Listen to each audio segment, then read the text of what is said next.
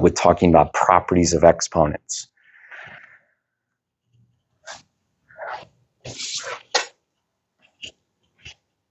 All right, now maybe just so you get a little plan, there's going to be 7 properties. After some of the properties, we're going to stop and do a couple examples. Some kids like to write the properties all in one place and then do the examples somewhere. Maybe you're just going to kind of go as we go, because the examples I do sort of match with some of the properties. But we got 7 of them, so are you ready? Property 1. Property 1.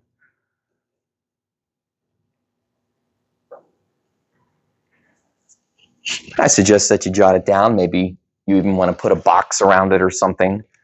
But the most important thing, do you know what the property is saying? As I said, you probably have seen this before, but it's a great place to start. This property is simply saying that if you're multiplying, so it's AM times AN, so we're multiplying, we're going to add the exponents.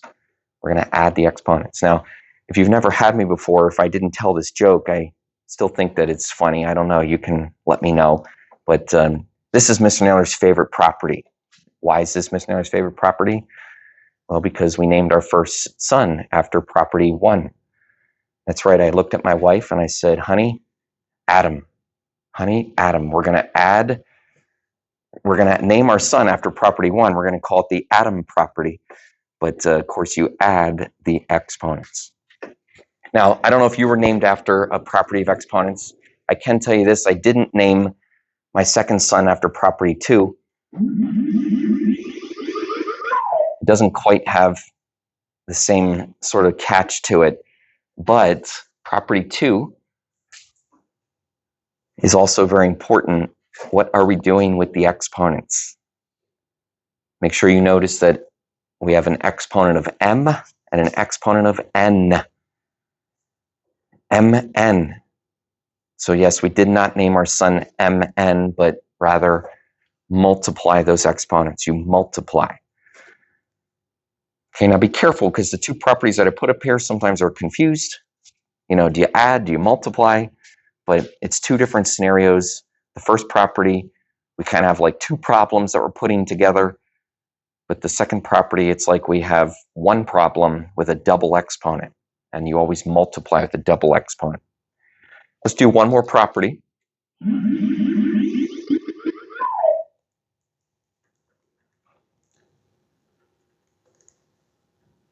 This one, usually kids, if they're honest, would be like, okay, yeah, that's sort of, I'll say, even common sense. But the funny thing is, when we try to apply this property, like actually use it in a problem, sometimes that common sense kind of gets thrown out the door. So what is property 3? Well, you're basically bringing in the exponent. You're not really distributing. If you say that, it's fine, but you're not really, there's no such thing as distributing exponents. But you are bringing in the exponent. Now, good place to kind of draw a little line, or at least stop, and let's do an example that takes all these properties so far and kind of puts them to the test.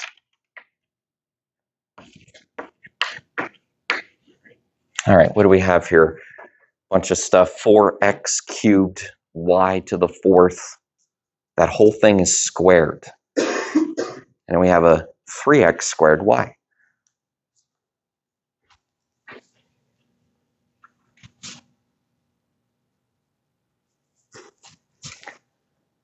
All right, now, if you're kind of feeling like it's this square out here that would be our first step, yeah, it's a good feeling. And most kids would kind of, almost common sense, they would bring in that exponent. And I'll share that that's right.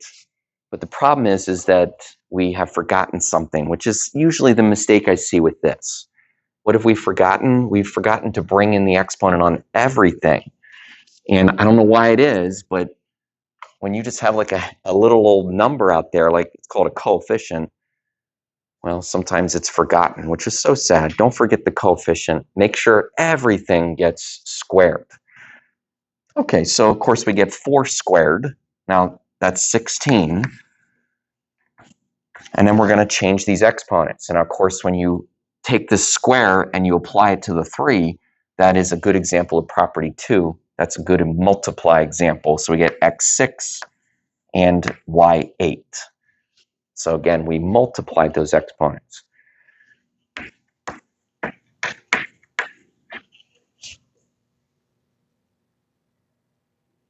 And now we arrive at the time where we want to put all this together. And again, I've seen most kids comfortably say, okay, yeah, you're going to add those exponents. Exactly. That's the atom property. x6, x2, add them up, and you get x8. Of course, the y's are also going to get added, but remember that there's that invisible 1. Again, I honestly believe that you know that, but be careful because you add up the y's, and now we have y9. Now, you might notice that I didn't do anything with the, with the coefficients. And that's because, well, first of all, the coefficients are not exponents. So they don't really fit into one of these properties. But they still need to get multiplied. So yeah, 16 times 3. Of course, on a good day, you would say that that is 48. Okay, it's a nice little problem. It kind of mixed all those properties together. Now, before we go to property 4, I actually want to still kind of draw a line, and I want to show you not property 3. Not property 3. What is this? It's probably worth writing down, first of all, but not property 3 is basically the math teacher's nightmare, as maybe you've heard me say it a few times this year. A math teacher's nightmare is when students try to apply not property 3. So again, not property 3 is actually a false property. What am I talking about? I think you'll sort of have your memory jogged with me here, but when you look at this problem, it's x to the 3rd plus y to the 4th, and of course the whole quantity is squared. When you look at that, there should kind of be a little bit of a feeling that it looks different. I mean, honestly, it's because of that plus sign. So because of that plus sign, we are not allowed to do this. Again, that is a math teacher's nightmare. So you're not allowed to just kind of square everything. And let's make sure we get the gist that that's not correct. Okay, it would be helpful, though, to talk about what is correct. Now, what is correct is to get rid of these sort of these arrows and to think, what does it mean to square? And I hope that since you've seen this a few times this year and other years, that you'll a little more comfortably say, okay, I know what it means to square. Squaring is when you multiply two of those same quantities together. The FOIL method, as sometimes we'll say. Now listen, we can still do this problem. We can still take x3 times x3, which is a good example of atom. You're still going to add those exponents. You can take x3 times y4. Now, when you take x3 times y4, you basically just get x3 times y4. And it kind of happens again, because now we're just going to do the inner numbers. We get another x3, y4. And then don't forget to take y4, y4. And again, that's a good example of atom. Now, maybe you see that we do end up with some of what we got as a wrong answer. I still end up with x6 and y8, but it's this piece in the middle that we definitely want to understand if we're going to keep taking math. That is also part of the answer. So x3, y4 plus another x3, y4. Well, now I have two of them. I have two x3, y4s. So we just make it 2 in the middle, along with the x6 and the y8 that surrounds it. Okay, so not property 3. If you got a plus sign, you can't just kind of like ignore it, but it looks like we have to do like a FOIL method. Let's keep going. Property 4. Property 4, sorry if it's a little hard to read with the purple. I was trying to mix up the colors. That says that a to the 0 equals 1. A to the 0 equals 1.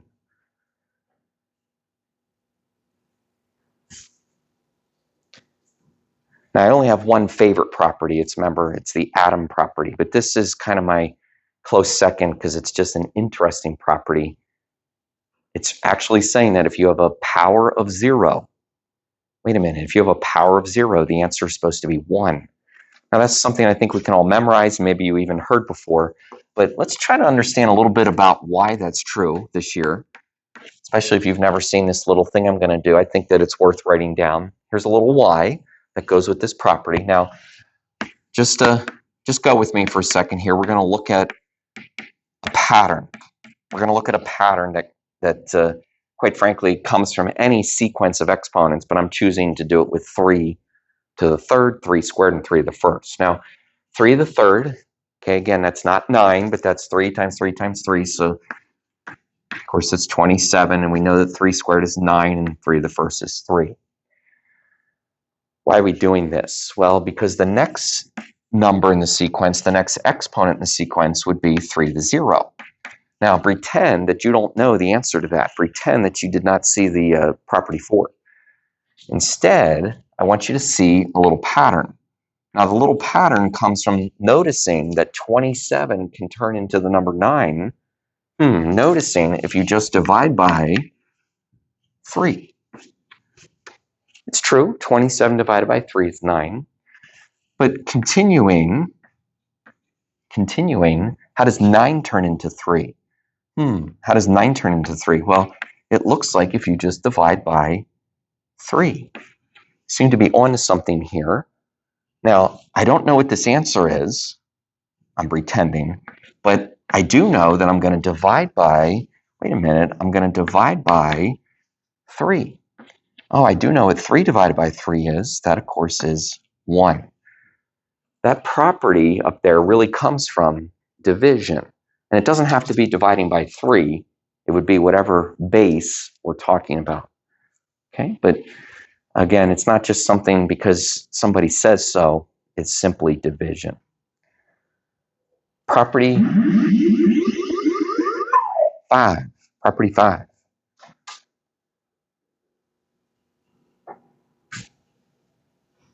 As you jot down the property, may I kind of add my commentary?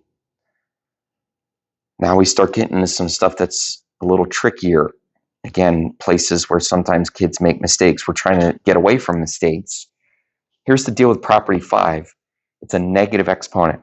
And negative exponents are a no-no. You're not allowed to have negative exponents in an answer. It's just kind of like not proper. So what do? We make them positive by flipping the base. This is like the flip it property. Okay, because we don't want something negative, we're going to flip to make it positive. Now, why? Why can we flip because something's negative? Look, the next exponent in my little pattern here is a -1.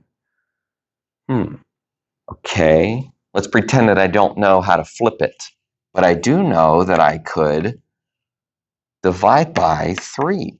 Well, check this out. That's 1 divided by 3. Wait, 1 divided by 3 would be like flipping 3. Okay, so again, the negative exponent property also comes from a pattern of exponents. Now, let's do an actual example. I want to make sure that you correctly work your way through a negative exponent. Now, 3 to the -2, it's obviously a negative exponent. That's a no-no. So I want to make it positive. Now, how do I make it positive? I'm going to flip the base. Just kind of want you to look what I flipped. I flipped the base, so it's 1/3. But I also make the exponent positive. Okay, notice that the exponent came down with the flip.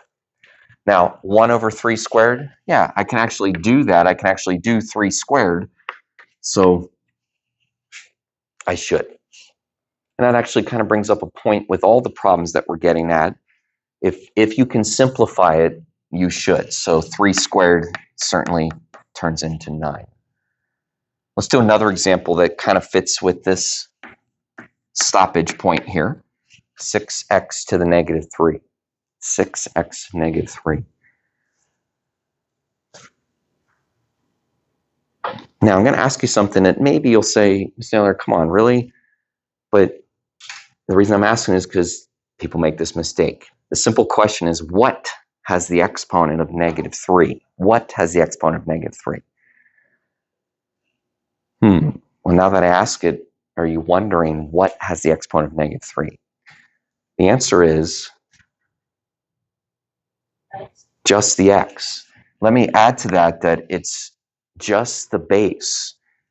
Now, just the base is always what's immediately beside the exponent. Why is that such a big deal in this problem? Well, because look, x, like Maddie said, x is the only thing with a negative.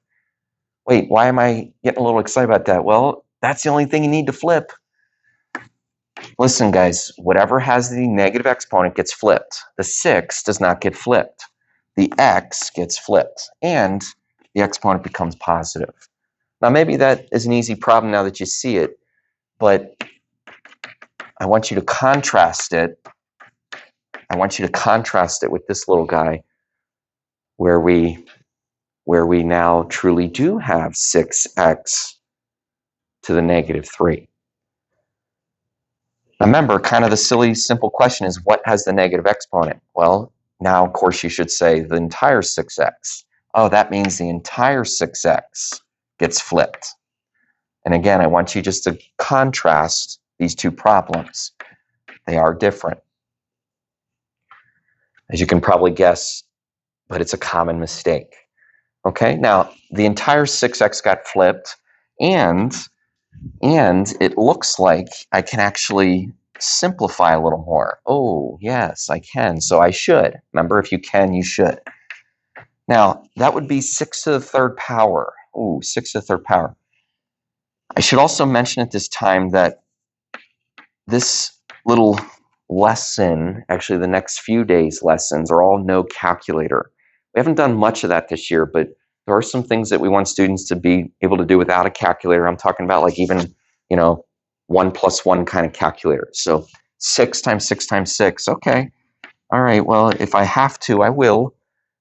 But make sure that you do it correctly. So 36 times 6. Actually, kind of wonder, how did you guys learn your multiplication? I still learned it vertically, where you take like 6 times 6 and get 36. You carry the 3. So I get 18 plus 3.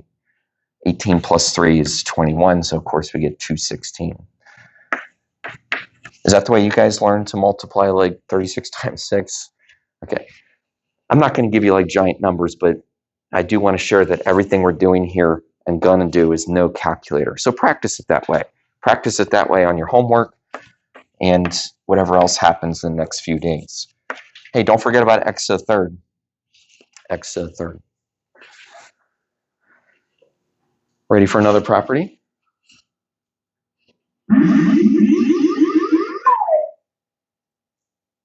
Maybe what you're really wondering is, where's that sound effect coming from? It sounds familiar.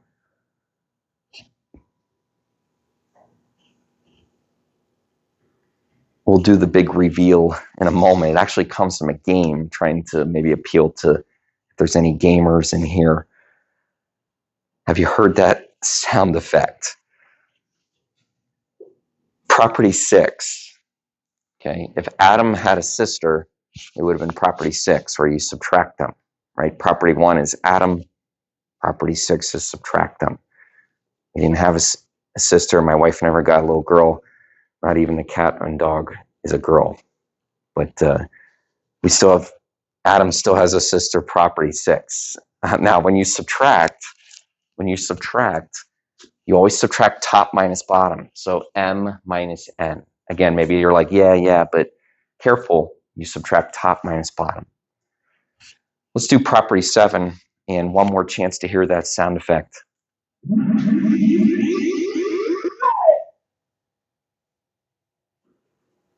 Property 7 is kind of, again, maybe a little common sense-ish. You obviously bring the exponent into the numerator and denominator. You bring the exponent into the numerator and denominator.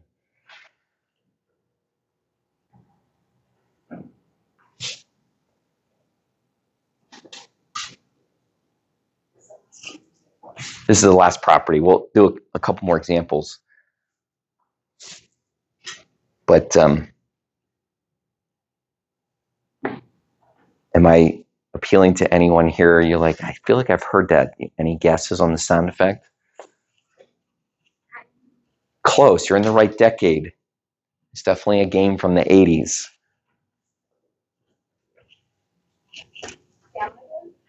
Not Galaga. Maybe it was made by the same, like, I don't know, company or however that's named. Pardon?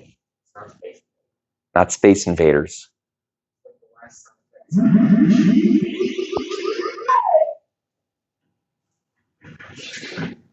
Any other guesses? I actually have a little prize. It's my favorite candy. Not Cubert? Hey, Lucky, you're right.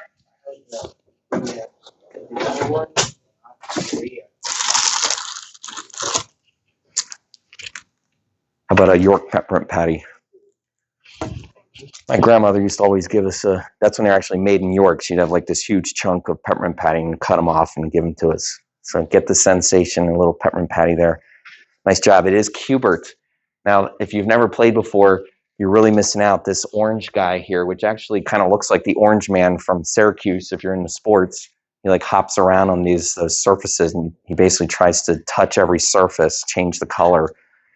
If you change the color, you go to the next level. But then there's those goblins that kind of get like close to you. Plus, everything's on like a diagonal. When I played it on an old computer, there was like a joystick. Literally, it was like this joystick. You always had to like move it at an angle. And I swear I'd always fall off the side. And when you fell off the side, that's when he would say those random. Now, I'm not exactly sure what he's saying there. I did Google it, though, to make sure that it was school appropriate. I can tell you that, but it's some kind of mishmash of, darn it. He just lost a life. All right, so go play Cubert if you can. It might be in the back of the arcade or on some retro system. I actually had a student last period said it was in his uncle's basement, so you can always go to his uncle's basement and play Cubert. All right, now let's do a couple more examples. Let's actually kind of put all of these together. I didn't tell you whose uncle. We start getting into problems that, once again, you probably have seen before, but have you done them correctly before? Well, if you haven't done them correctly, we're trying to fix that up today.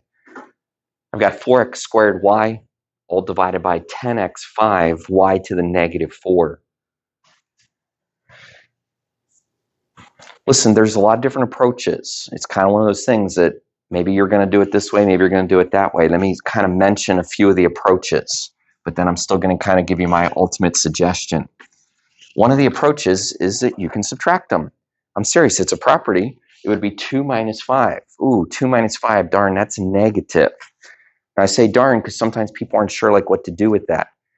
Okay, so let me give you a little different approach. Instead of subtracting those and getting a negative, instead you could subtract them, and as more of an absolute subtraction, you could say the difference is 3.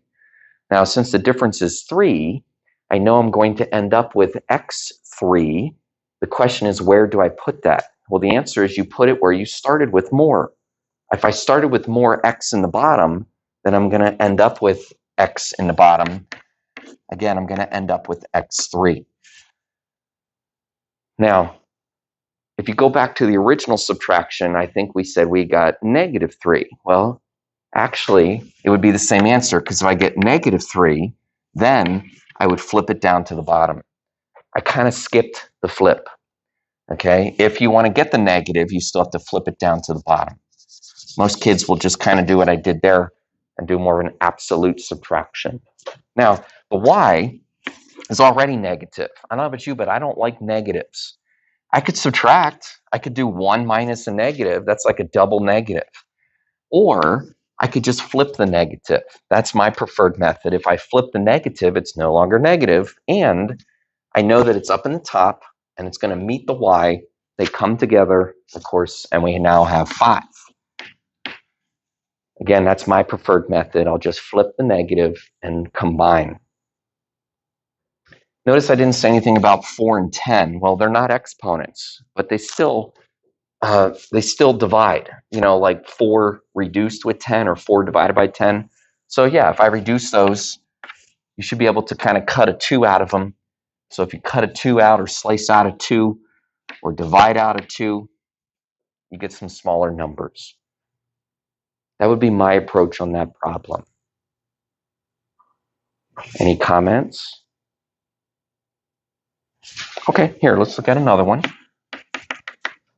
They focus on the last two properties, but I'm pretty sure we're going to combine a few things here.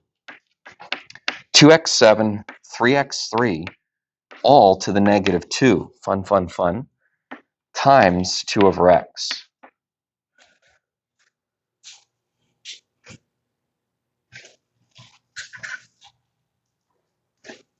I'm going to show you something that I would not do, but it seems to be what most students will initially think about doing because it kind of seems like the quote only thing to do.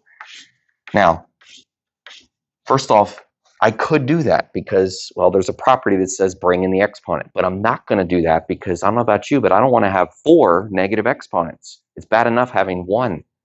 So why would you bring in a negative exponent and have negatives everywhere? That's kind of my point here. So let's see if there's something else we can do.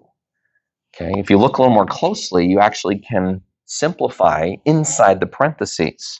Okay, x7, x3, I think that's the subtractum property, and a simple little subtraction yields x to the 4th. Again, I am not going to bring in that negative exponent, not even now. But I am going to now help you guys see that we can do something about the negative. Now, it's interesting. The property says flip it.